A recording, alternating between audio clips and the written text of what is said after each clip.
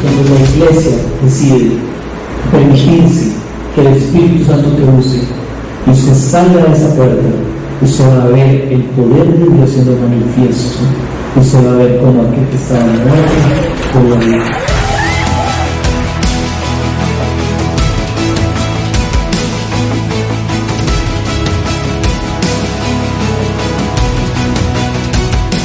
Iglesia, como saben, estamos comenzando una serie nueva. Se llama El Camino al Calvario. ¿Están conmigo? ¿Sí? El Señor es bueno, ¿verdad? Acabamos de terminar una serie muy bonita. Pero esta serie en particular, cuando Derek nos contó y nos pidió que compartiéramos, a mí en lo personal me emociona mucho porque es un repaso de cada momento importante en la historia de Jesús hacia su muerte y su resurrección. Y como saben, estamos por pegarnos con Semana Santa. Y creo que va a ser una serie que si usted conoce a alguien nuevo que él quiera traer a la iglesia, es el momento perfecto para traerlo. Y hoy me toca hablar a mí sobre un tema en específico que es el anuncio de la cena del Señor, el anuncio de su muerte y la cena del Señor. Vaya conmigo a Lucas 22:15 y ya le voy a contar algo. Este es uno de mis versículos favoritos y usted lo lee y dice, pero ¿por qué? No, ¿verdad? Tal vez no ve la profundidad que tiene este versículo. Y dice, y les dijo, ¿cuánto he deseado comer con vosotros esta Pascua antes de que padezca? Está el Señor hablando la noche antes de ser condenado y asesinado. Y el Señor mismo, quiero que piense por un momento en esto. El Dios Todopoderoso, por el cual fueron creados los cielos y la tierra, los universos, el Eterno que siempre ha estado ahí, desea comer con un montón de hombres pecadores, mi hermano. Desea comer con un montón de hombres comunes y corrientes, como usted y yo. El Señor está emocionado por eso. Yo no sé usted, pero usted puede ver el carácter del Señor en este pequeño versículo. El Señor vino para estar con nosotros. Comía, caminaba, andaba con nosotros. Ese es el corazón del pastor de pastores, del rey de reyes, estar con todas las personas. ¿Cuánto he deseado comer con vosotros? Acuérdese de eso. Y su último deseo antes de padecer todo lo que el Señor sufrió, antes de padecer la cruz, los latigazos, los insultos, que lo escupieran, que lo golpearan, su último deseo, ¿cuál fue? Comer con estos hombres, hermano. Si usted no ve el corazón de Jesús en esto, no sé dónde lo va a encontrar. Y hay algo clave en el versículo. Comer con vosotros, ¿esta qué? Pascua, antes de que padezca. Y la Pascua es una fiesta judía diseñada por Dios para que recordaba la liberación de Israel ante Egipto. Usted ha leído la historia cientos de veces, yo se la cuento a mis hijos todos los días. Lucas cada vez que se monta en el carro, papá, contame la historia de Moisés. Y yo, ok, cuando era joven, cuando era viejo, no, cuando era viejo. Y se le ha contado como 1000 veces. Me aprendí las plagas de memoria, no me las sabía de memoria. Y usted recordará que Israel era esclavo de Egipto por 400 años. Los israelitas se les olvidó lo que había hecho José en tiempos anteriores y el faraón nuevo no conoció a José y agarró a los egipcios, a los judíos como esclavos. Y Dios decide liberarlos y llevarlos a la tierra prometida en Canaán. Dios llama a este hombre, a Moisés, y aquí hay algo clave con esto, no estoy predicando de esto, pero la Biblia dice que Moisés, cuando el Señor lo llama, tenía 80 años, y Moisés era el hombre, así dice la Biblia, el hombre más humilde sobre la tierra. Recuerda que Moisés estuvo en el palacio, que mata al egipcio que le está golpeando al judío y pasa 40 años en el desierto y Moisés se vuelve el hombre más humilde en la tierra. Nos damos cuenta que Dios ve lo diferente que ve el hombre, ¿verdad? El hombre ve dones, el hombre ve un montón de cosas. Dios ve humildad. Y Dios manda las plagas, usted recordará, y manda a Moisés con Aarón, y van y le dicen al faraón, faraón, si no liberas a mi pueblo, Dios va a mandar plagas, y el faraón no hace caso, y comienzan las plagas, y las plagas comienzan con el agua que se transforma en sangre, y después vienen las moscas y las ranas, y así sigue, hasta que llega la peor de las plagas, la más terrible, la muerte de todos los primogénitos a manos del ángel de la muerte. Así que Moisés se acerca al faraón y le dice, ¿sabes qué? Si no dejas ir a mi pueblo, va a venir algo terrible. Y el faraón es duro de corazón, así que no los deja. Así que Dios manda una instrucción de protección para los judíos. Entonces les manda que sacrifiquen a este corderito, usen su sangre para ponerla a los lados de las puertas y arriba, y que después comieran ese corderito junto con unas hierbas y junto con panes sin levadura, y con esa instrucción el ángel de la muerte no los iba a visitar en sus casas. Éxodo 12:7 dice, tomarán de la sangre y la pondrán en los postes y en el dintel de las casas en las que han de comer. El 8. Y aquella noche comerán la carne asada al fuego y panes sin levadura. Con hierbas amargas lo comerán. Y no comeréis así, ceñidos vuestros lomos, vuestro calzado en vuestros pies y vuestro bordón en vuestra mano. Y lo comerán apresuradamente a la Pascua de Jehová. Y el 14 dice, y ese día os será en memoria y lo celebraréis como fiesta solemne para Jehová durante vuestras generaciones. Por estatuto perpetuo lo celebrarán. Así que Dios manda a que celebren la Pascua. Y ¿sabe qué? Los egipcios no hacen caso, no sabían estas instrucciones del Señor. Se levantan la mañana siguiente y todos los primogénitos de sus casas habían muerto. Y entre ellos el hijo del faraón. Y eso es lo que más golpea al faraón. Y el faraón dice, ahí detona su decisión de decir, váyanse. Así que el pueblo de Israel sale, y usted conoce la historia, y se abre el mar rojo, y salen, y después los persiguen, y después se cierra, y conoce toda la historia. ¿Sabe? Hay algo increíble en esto. En el mundo antiguo no hay una razón lógica de por qué un imperio como el imperio egipcio, que en su momento era de los imperios más fuertes de su tiempo, dejara ir a su mano de obra de trabajo. ¿Por qué lo iban a dejar ir? Los judíos eran alrededor de 1 millón, para que se den una idea. Construían sus pirámides, eran los que se encargaban de la agricultura, eran sus sirvientes, eran todo para ellos. Y era gratis. ¿Por qué los iban a dejar ir? Tuvo que haber habido mano divina para que este faraón duro de corazón dejara ir a estos hombres. Hay un escrito egipcio que se llama el papiro de Ipuwer, que él describe el horror que vivieron los egipcios. Y no tiene nada que ver con judaísmo ni cristianismo, mis hermanos. El horror que ellos vivieron cuando las plagas les afectaron. Y la Pascua era la celebración de ese acontecimiento. Dios los liberó de Egipto. Fue instituido por Dios que se celebrara anualmente. Y en esa fecha específica iban a recordar lo que Dios había hecho. Y los judíos hasta el día de hoy celebran esta fiesta. Y es el punto de contacto de ellos con un Dios salvador. Quiero que me entienda eso. Y eso es muy triste, mis hermanos.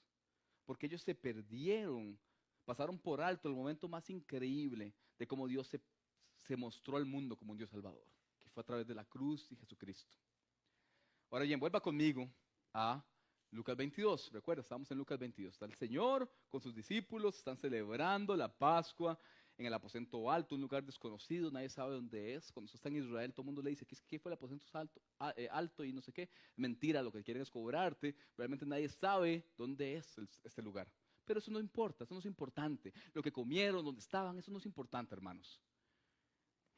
Lucas 22:15 dice, y les dijo, ¿cuánto he deseado comer con vosotros esta Pascua antes de que padezca? El 16, porque os digo que no la comeré más hasta que se cumpla en el reino de Dios. Y habiendo tomado la copa, dio gracias y dijo, tomad esto, repartirlo entre vosotros. Porque os digo que no beberé más del fruto de la vid hasta que el reino de Dios venga. Y tomó el pan y dio gracias y lo partió y les dijo, esto es mi pan, mi cuerpo, que por vosotros es dado. Haced esto en memoria de mí. Eso es clave, apúntelo bien en su Biblia. De igual manera, después que hubo cenado, tomó la copa diciendo, esta copa es el nuevo pacto en mi sangre, que por vosotros se derrama. Usted va a encontrar esta misma escena en Mateo, en Marcos y la mencionada en Juan 13, porque es sumamente importante. Es el establecimiento de la cena del Señor. Aquí está Jesús, el Hijo de Dios, del Dios viviente, mis hermanos. Mientras celebraban la Pascua, Él toma la Pascua y la transforma en una celebración nueva, en una cena nueva, en algo nuevo, mis hermanos. A los judíos les volaba la cabeza cuando el Señor hacía esto. Pero viene algo nuevo, diferente. Toma la Pascua y la transforma en esta cena y la renueva para siempre. Toma el pan y toma el vino y dice, haced esto en memoria de mí. Hagan esto en memoria de mí.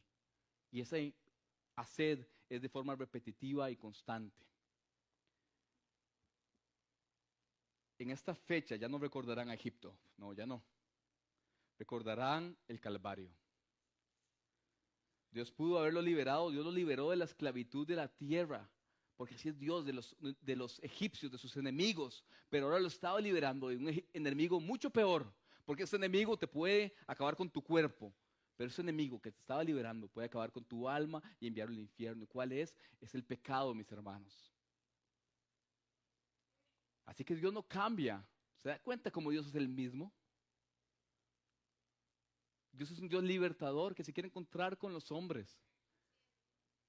Y en esta ocasión lo liberaba de algo todavía mayor. Quiero que entienda esto.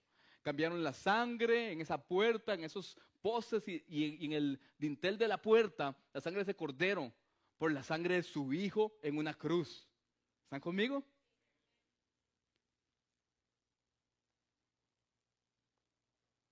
Así que Jesús cambia la Pascua por la comunión y la cena del Señor. Y para el cristiano la Pascua ya no tiene importancia, mis hermanos.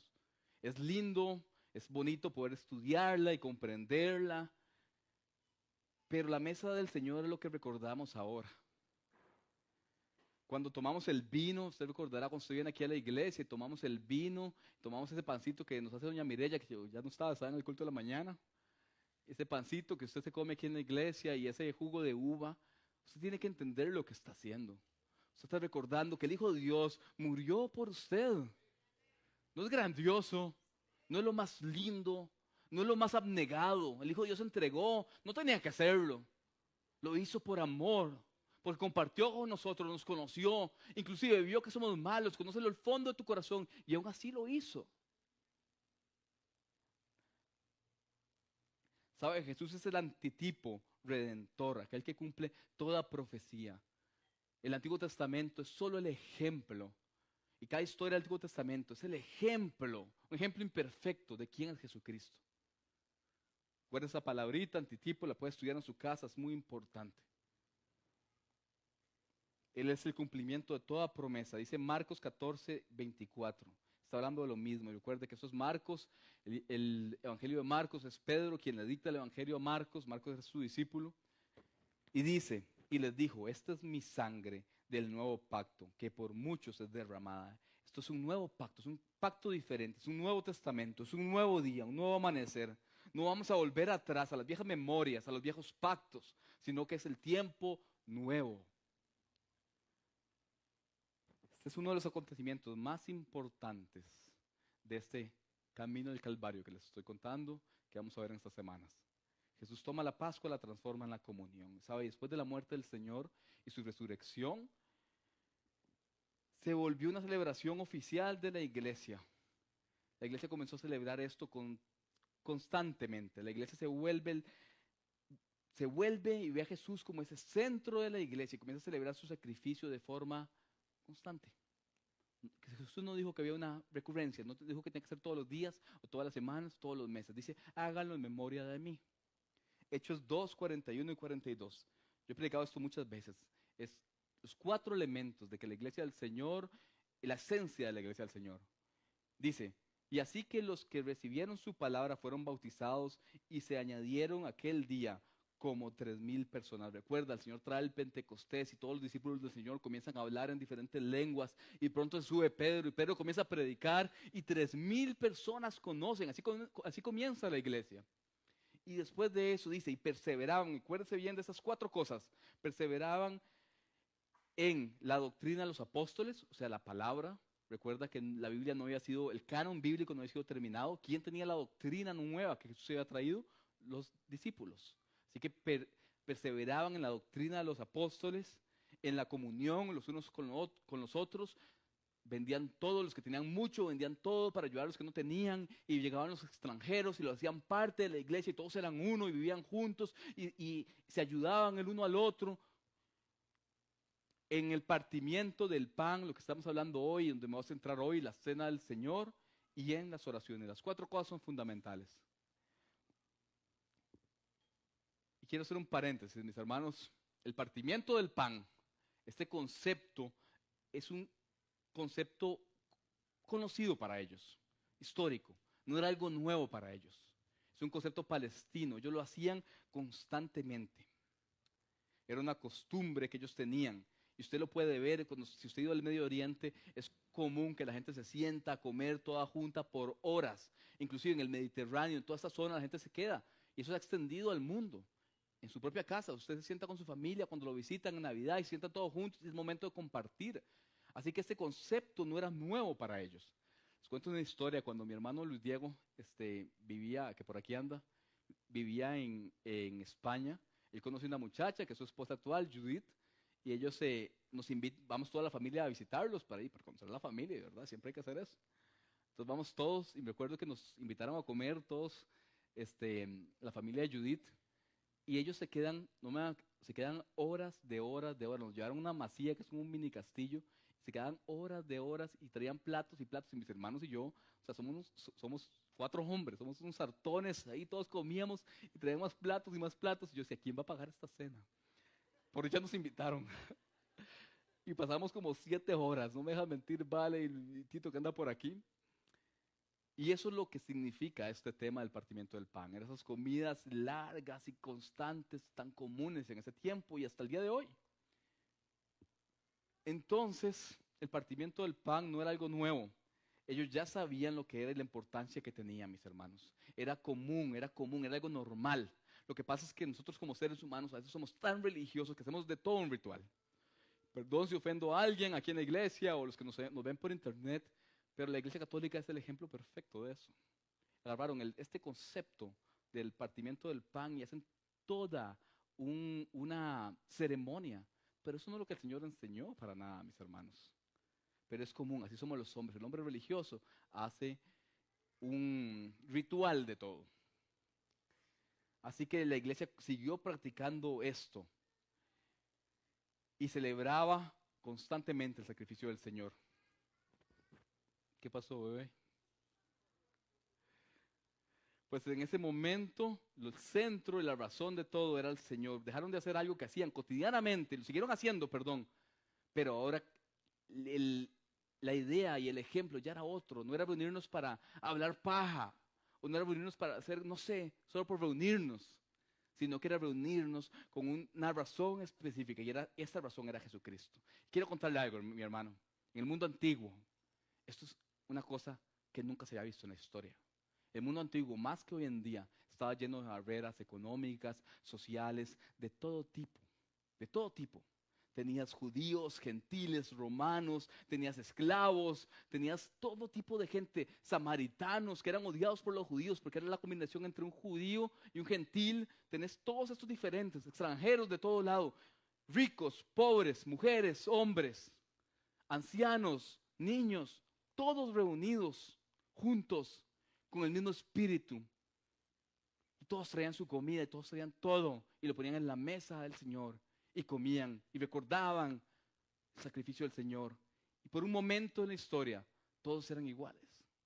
Hijos de Dios, con la misma valía. El precio de cada uno fue comprado con la misma sangre. Con la sangre de Jesucristo, cada uno fue comprado y perdonado. Así que ya no habían barreras. El mundo ha querido replicar esto toda la historia y no ha podido hacerlo. Solo la iglesia de Jesucristo es el único lugar, la iglesia verdadera es el único lugar donde puedes ver esto. Así que comían, posiblemente algunos hacían la Santa Cena todos los días, hay teólogos que dicen que lo hacían de forma semanal. Los judíos probablemente lo celebraban una vez al año, pero todos lo hacían. De hecho, que hay una carta famosa de Plinio el Joven, un gobernador de Bitinia, que se la manda a Trajano, alrededor del año 100 después del Señor. La iglesia comenzaba a crecer y ya sabes, la iglesia pasó de comenzar en Jerusalén y se expandió por todo el mundo. Y este hombre manda esta carta preocupado al César. Le dice: César, estoy preocupado porque hay este grupo, los cristianos, que son algo raro, que no comprendo. Obviamente se paniqueaba y decía: nos van a hacer algo. Y él lo que le dice al César es que los cristianos se reunían antes del amanecer, y cantaban himnos a Cristo como si fuera Dios. Y que también se comprometían a no cometer crímenes, sino a vivir moralmente. Así que Plinio decía: pero ¿qué es esto tan raro? Y también menciona que la costumbre, que compartían la comida en común. Y Plinio se burla de ellos, inclusive. Se burla y dice como, la comida que comen es comida normal, no es comida de celebración. ¿Por qué? Porque cada uno traía su comida. O sea, se burla y dice como, se celebran esto, pero vean la comida que tienen. Porque la comida no tiene nada que ver, hermanos. No importaba. ¿Está conmigo? Lo que importaba es lo que está aquí en el corazón, no la comida que comían.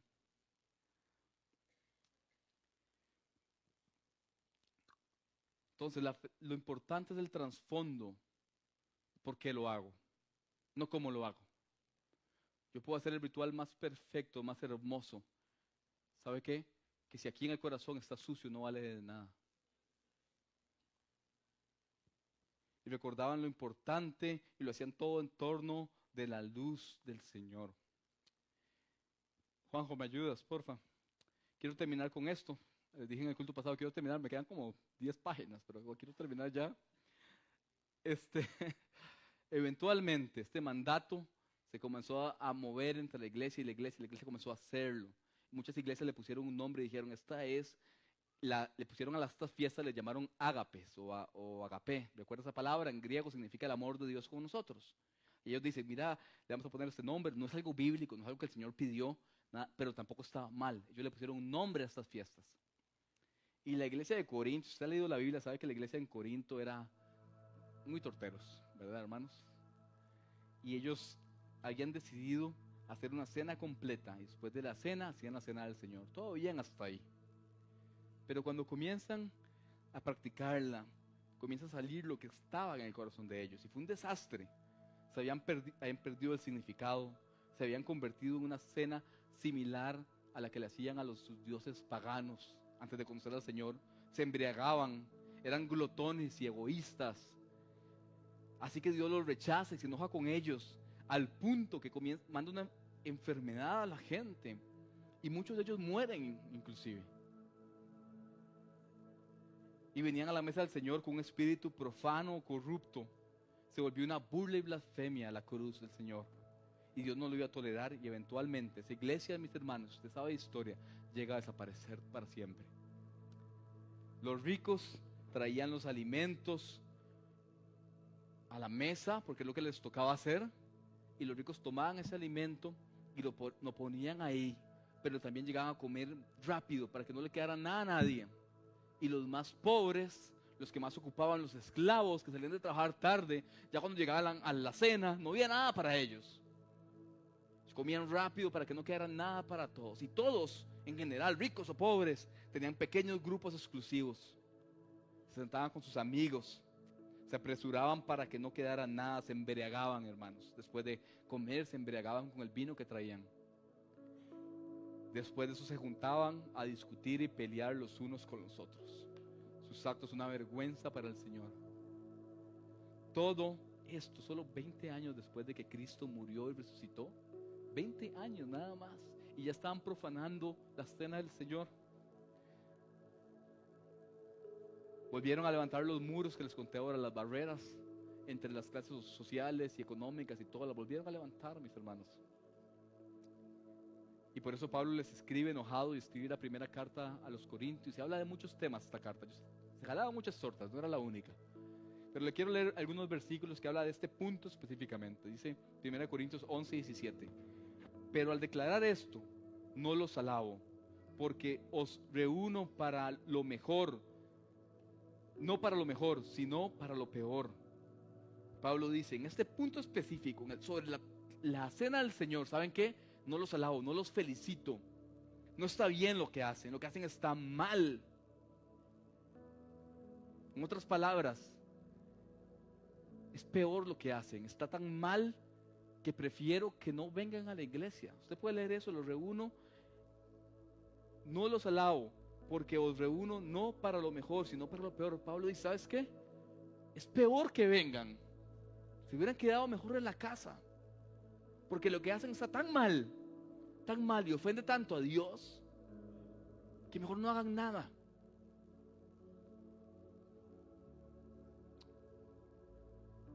Y hay personas que vienen a la iglesia a hacer lo malo. Quiero decirles eso, hermanos.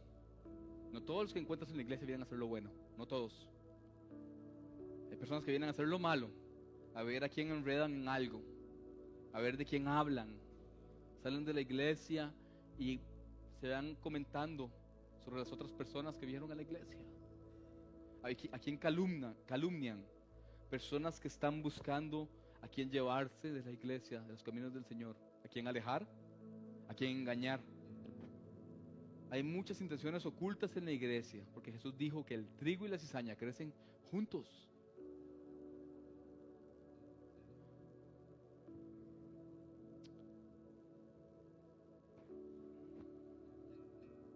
Pablo sabía que para todos estos que traen malas intenciones había una sola condenación. Sabía que se iban a enfermar y iban a morir. Su supuesta adoración hacía enojar a Dios. 1 Corintios 11, 18 dice, porque primero, cuando os reunís como iglesia, en griego eclesia, esta palabra significa, no tiene nada que ver con un edificio, es un grupo de personas. La iglesia es un organismo vivo, somos el cuerpo de Cristo. Eso tal vez es pulmón, otros son corazón, otros son sus manos, sus pies, pero no tiene nada que ver con un edificio.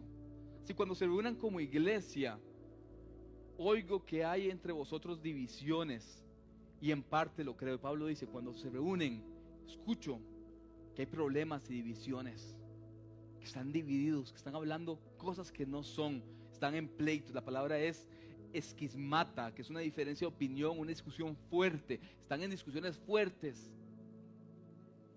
Se congregan en un lugar en común, vienen todos juntos, pero cuando están juntos, ¿sabes qué hacen? Pelean, están en contienda y hacen lo malo. Estaban divididos en grupos. Algunos decían, yo soy de Pablo, yo soy de Apolos, yo soy de Cefas, que es Pedro. Y los peores son los que decían, yo soy de Cristo. Y usted mira, pero ¿cómo? Porque eso no, la frase en sí está bien, el corazón detrás de la frase está mal, mis hermanos. Porque decían, yo soy de Cristo. ¿Para qué? Para no sujetarse con nadie, para no tener amor por nadie, para no tener amor abnegado por los demás. Porque la palabra nos enseña que tenemos que vivimos para ser forjados el uno con el otro, mis hermanos. Para eso estamos en la iglesia. ¿Y por qué le predico todo esto? Porque la iglesia crece, mis hermanos, crece mucho. Estamos llenos a reventar aquí. El culto de la mañana, había mucha gente también. Estamos abriendo una iglesia nueva en el oeste, no sé si sabe. Y va a llegar más gente. Tenemos que ser iglesia, los que estamos acá, para mostrarle a todos cómo es la iglesia del Señor. Porque es la obra de Jesucristo, no se trata de mí, ni de usted, es la obra de Él.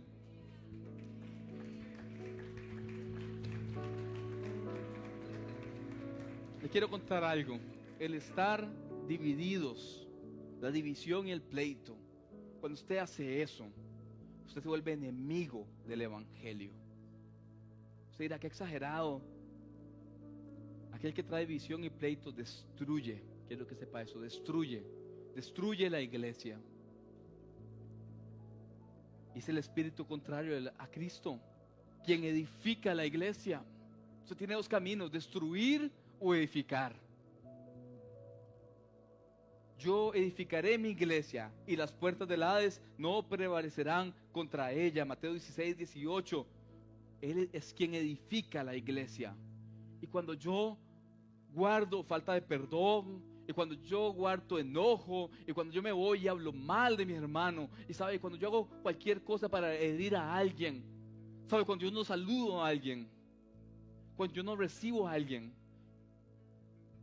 no importa lo que estés pasando,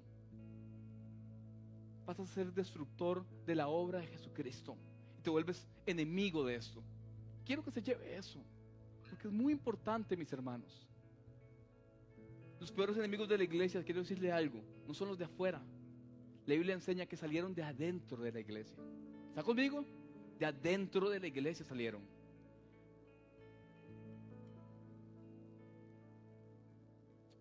Así que cuando usted viene con un corazón equivocado, con enemistad en su corazón, altivez, todo lo que le dije ahora, nos volvemos destructores de la causa de Cristo. Y le quiero contar cuál es la causa. Usted dirá, pero ¿por qué yo soy así?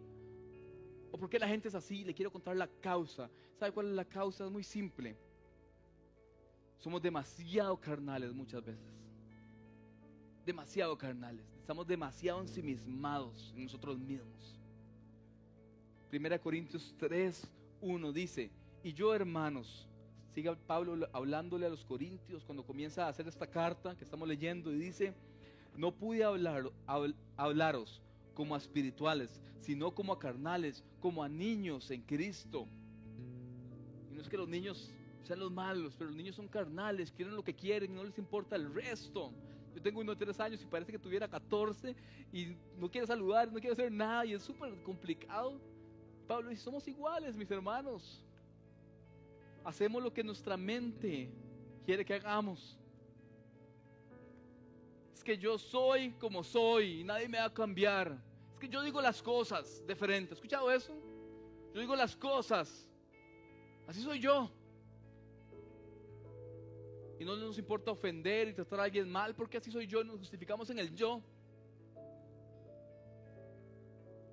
Y ese no es el corazón cauto, amoroso, piadoso del Señor, ni un cristiano real. ¿Sabe? Jesús estuvo siendo humillado con los hombres que podían liberarlo. Y sabes, como un cordero callado, en silencio, llevó todo dolor, todo pecado de nosotros, callado. Él podía convencer a quien sea, es el Hijo de Dios. Él podía pedir ayuda al cielo, es el Hijo de Dios, mis hermanos. Pero callado, llevó esa cruz hasta el Calvario, callado. Y cuando tuvo que hablar, Señor, perdónalos porque no saben lo que hacen. Cuando tuvo que hablar, Señor, te encomiendo mi espíritu. ¿Se da cuenta lo diferentes que somos, mis hermanos? Cuando tuvo que hablar, ¿sabes qué? Tengo sed. 1 Corintios 11, 19 dice, porque es necesario que haya entre vosotros herejías o divisiones en otras versiones, para los que son aprobados se hagan manifiestos entre vosotros. Y Pablo dice, esto suena muy raro, pero dice, es necesario que hayan herejías, divisiones entre ustedes. ¿Sabes por qué? Porque en la división, en el problema, en el conflicto, en el pleito, en la prueba, es cuando no me voy a dar cuenta quién es quién. Vamos a ver quién es de verdad, y esos son llamados aprobados por el Señor. ¿Y quiénes no, mis hermanos? Cuando hay luchas, peleas, conflictos, se manifiestan los aprobados. Hay gente que pregunta, ¿por qué? ¿Cómo la iglesia define quién es líder o quién pastorea en la iglesia? Por esto muchas veces. Porque hemos visto hombres y mujeres que en las pruebas se levantan y se mantienen firmes, y otros que en la mínima prueba, la mínima corrección, la mínima tormenta, en medio de cualquier regaño, corrección, en medio de cualquier calumnia, ¿sabes qué? Salen corriendo y no han aprendido a callar, a morir muchas veces a nuestros deseos. No han aprendido muchas veces, no hemos aprendido muchas veces a esto. Los aprobados son aprobados en la dificultad, en el problema. Y eso los tiene que inspirar, mis hermanos. Y los reprobados, porque cuando habla de aprobados también habla de reprobados. Los reprobados son aquellos que siguen igual, que enfrentan sus problemas con más problemas, que no quieren perdonar, que no quieren cambiar, que se enojan fácilmente por cualquier cosa, que todo los ofende. Vivimos en una sociedad que todo nos ofende, ¿verdad? Pues son iguales en la iglesia.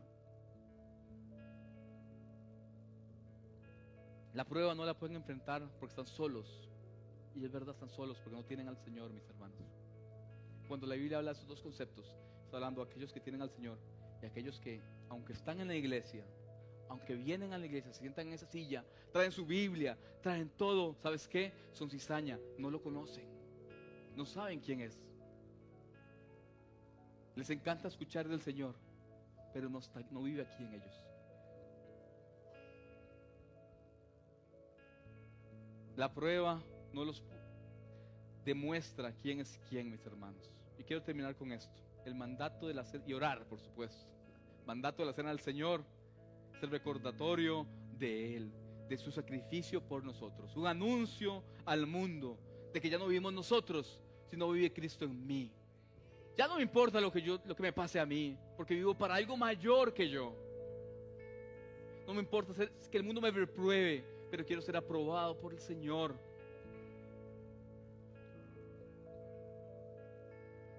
Que el mundo sepa que vivimos por algo más superior y más valioso.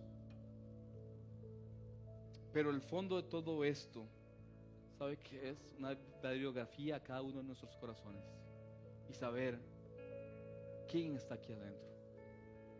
Porque si el Señor vive en ti, ¿entendiste lo que estamos hablando? Si el Señor no, vivirás como uno más de los que viven afuera. Vamos a orar.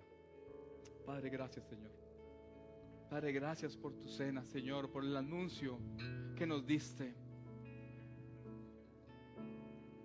Padre, gracias por tu muerte. Gracias por tu sangre, por tu cuerpo, Señor. Padre, por tu perdón.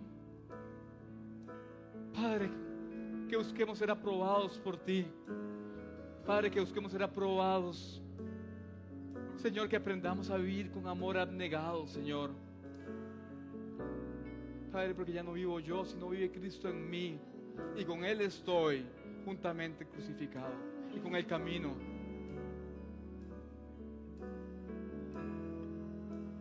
Señor, mata cualquier carne en nosotros, Señor. Cualquier deseo propio, Señor. Y haznos más como tú, Señor. Padre, llévanos de gloria en gloria. Cada día, Señor. Padre, que tú seas el anhelo y el reflejo de nuestras vidas, Señor. Padre, que algún día, tal vez cuando seamos muy mayores, vamos a decir que en algo nos parecemos a ti, Padre. Te amamos, Señor, te amamos. Eres todo para nosotros. En el nombre de Jesús. Amén.